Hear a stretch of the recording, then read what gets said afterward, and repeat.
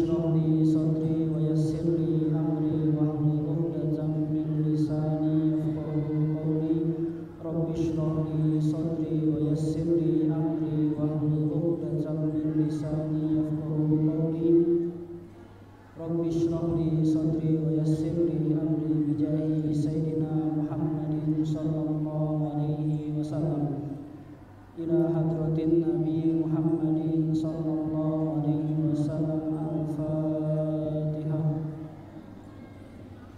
بسم الله الرحمن الرحيم. الحمد لله رب العالمين الرحمن الرحيم مالك يوم الدين إياك نعبد وإياك نستعين اهدنا الصراط المستقيم صراط الذين أنعمت عليهم غير المغضوب عليهم ولا الضالين. Bismillahirrahmanirrahim. Faslun wa qutta'ut tariqi ala arba'ati awjuhin. Ini adalah suatu fasal. Adapun qutta'ut tariq, pembegal jalanan atau perampok, ala arba'ati awjuhin, itu terbagi menjadi 4 jenis. Jadi di dalam mazhab Syafi'i, perampok atau qutta'ut tariq itu dibagi menjadi 4 jenis. Nah, kenapa dinamakan dengan qati'ut tariq, orang yang memutus jalanan? Karena para musafir yang tadinya mau lewat jalan tersebut itu terhalang, terpotong karena adanya si perampok tersebut. Dan mereka ini nanti akan mendapat hukuman yang lebih berat daripada pembunuhan biasa. Itu dalilnya ada di Quran surat Al-Maidah. A'udzubillahi minasyaitonirrajim. Innama jazaa'ul ladzina yuharibunallaha wa rasulahu wa yas'auna fil ardi fasadan ayyuqattalu.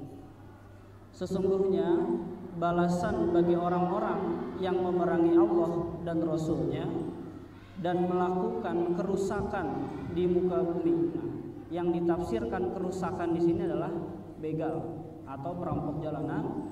Hukumannya itu adalah ayyuqattalu. Pertama itu dibunuh.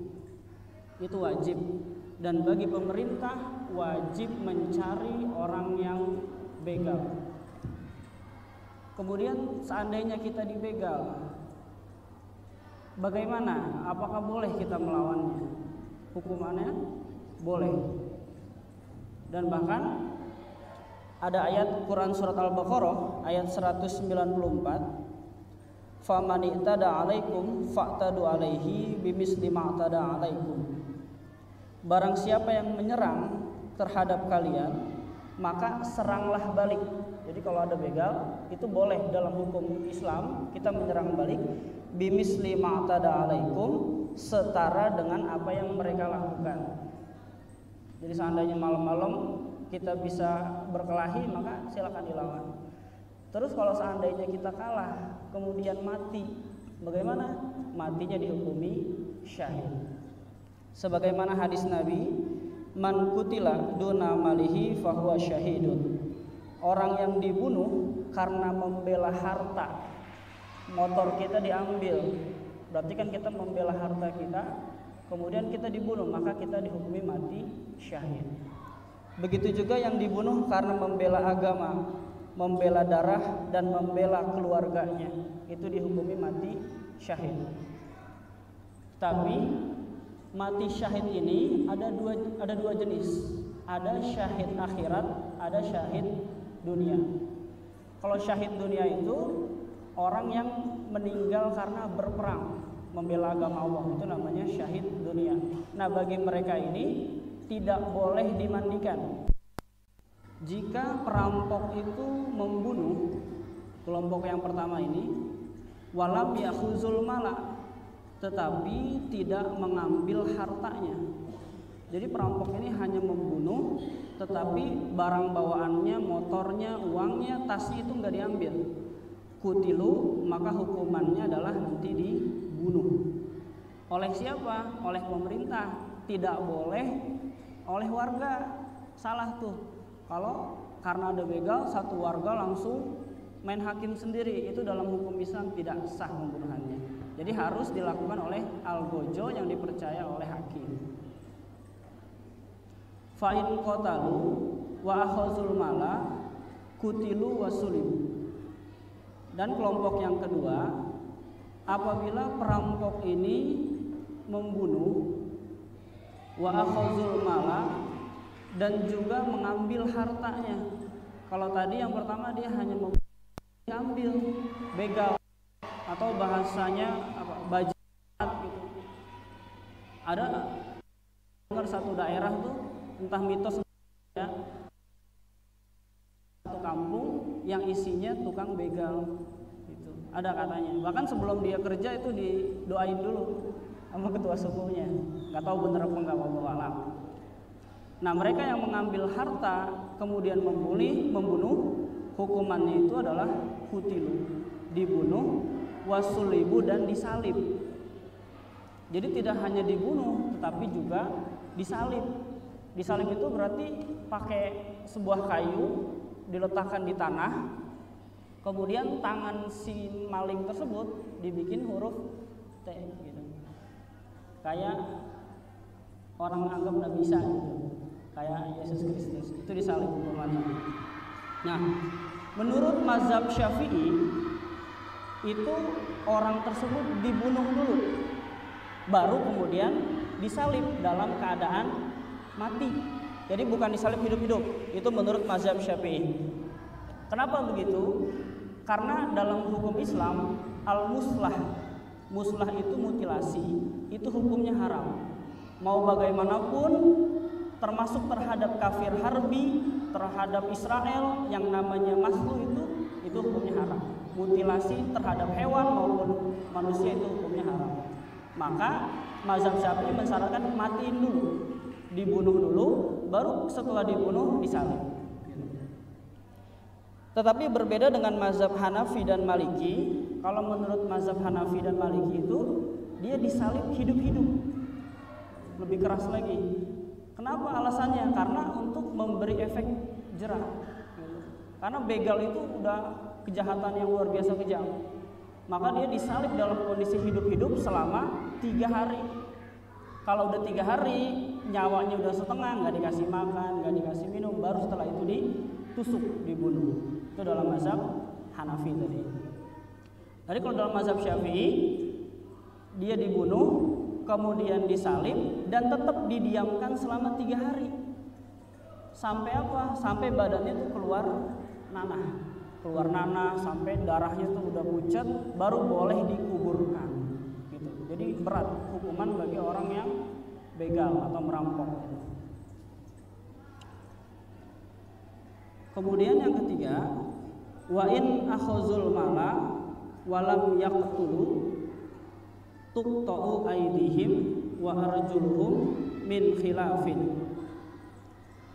Jika perampok ini mengambil harta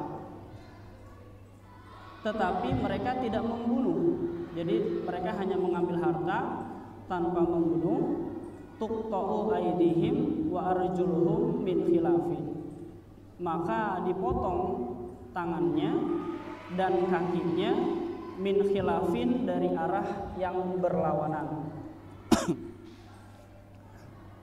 Ini dipotong tangannya dari arah yang berlawanan. Umpama tangan kanan dipotong, kaki kiri dipotong. Jadi silang. Kalau dia hanya mengambil harta tanpa membunuh. Udah punya satu tangan satu kaki masih begal juga, maka tangan kiri, kaki kanan habis, dipotong sampai semuanya habis. Nah itu kalau perampok itu lebih dari 1 nisab, merampoknya itu lebih dari 1/4 dinar atau sekitar 1,5 gram, berarti sekitar 3 juta. Kalau yang dirampok uang tapi cuma 1 juta, maka dia nggak terkena hukum potong tangan, dia terkena hukum takzir nanti, entah diasingkan, dipenjara atau dipecut. Itu tergantung keputusan dari hakim. Tapi karena belum sampai nisab maka tangannya nggak dipotong.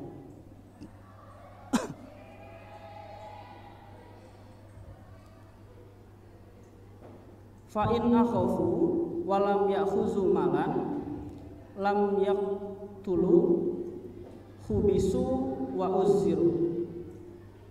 Fa in akhafu, apabila perampok tersebut hanya menakut-nakuti. Ini yang keempat.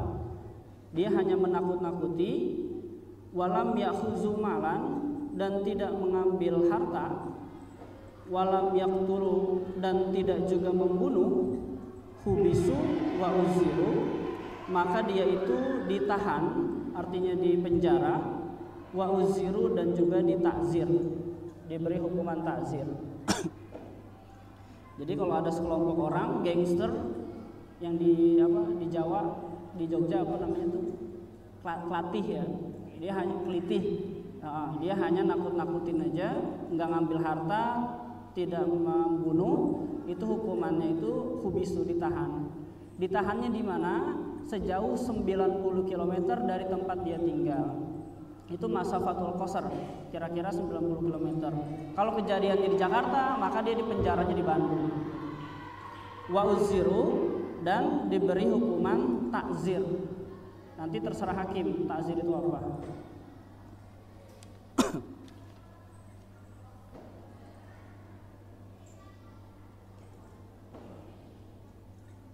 Wa man taba minhum qoblal qudrati alaihi saqata anhul hududu wa uhiza bil huquqi. Wa man taba, dan adapun orang yang bertaubat, perampok tadi bertaubat, qoblal qudrati alaihi, sebelum mampu untuk ditangkap.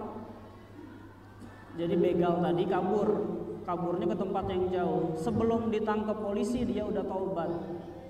Saqata anhul hududu, maka gugur bagi orang tersebut al hududu, hukumannya. Kalau taubatnya itu sebelum ditangkap polisi. Tapi kalau setelah ditangkap polisi dia baru taubat, baru pakai peci, baru pakai baju koko, itu tetap hukumannya ditegakkan, tidak hilang. Ini kalau taubatnya itu sebelum ditangkap. Wa uhizo bil hukuki, dan diminta bil hukuki, mengembalikan hak-haknya. Jadi barang yang tadi dia ambil, yang dibegal itu wajib dikembalikan tanpa ada kekurangan. Kalau ada kurang, jatuhnya nanti hutang. Contoh, ada maling begal uang 100 juta. Begitu ketangkep dibalikin hanya ada 80 juta, maka 20 jutanya jadi hutang. Wajib dikembalikan meskipun tangannya udah dipotong. Jadi bukan berarti setelah tangannya dipotong dia udah bebas, enggak. Hakul adaminya masih ada, gitu. Hak manusianya masih ada. Dan bahkan taubat tadi, ketika dia taubat itu dia tidak menggugurkan hak manusia. Makanya yang paling berat itu ketika kita berbuat dosa yang ada hubungannya dengan manusia. Contoh, saya ngutang sama orang 100.000, sampai meninggal saya nggak bisa bayar, padahal saya mampu, itu sampai akhirnya ditagih. Meskipun saya udah taubat, tetap ditagih. Kenapa? Karena hubungan antara manusia nggak bisa selesai dengan taubat. Hubungan antar manusia hanya bisa diselesaikan dengan perdamaian, kesepakatan dua pihak. Kalau taubat itu hubungan antara manusia dengan Allah. Maka hakul adaminya ini harus diperhatikan. Dan nanti ketika saya udah nggak bisa bayar, yang wajib bayar adalah ahli waris. Ahli warisnya nggak mampu bayar juga terus ke bawah, dan sampai kiamat nggak bisa bayar, nanti amal kebaikan saya habis. Buat apa? Buat bayar hutang di akhirat. Kalau orang yang menghutangi itu minta saya ganti dengan 100 kali sholat subuh, maka 100 kali sholat subuh saya hilang, meskipun hutangnya cuma 100.000. Itu makanya biasanya orang sebelum dikuburkan itu di keluarganya ngasih ingetin kalau emang ada hutang tolong lapor ke keluarganya. Supaya apa? Supaya mayat ini begitu sampai akhirat nggak punya tanggungan. Kalau Allah itu maha pengampun, tapi manusia belum tentu. Kalau urusan dosa sama Allah itu tinggal istighfar, 100.000 gampang karena Allah Maha Pengampun. Tapi sama manusia itu berat. Gitu.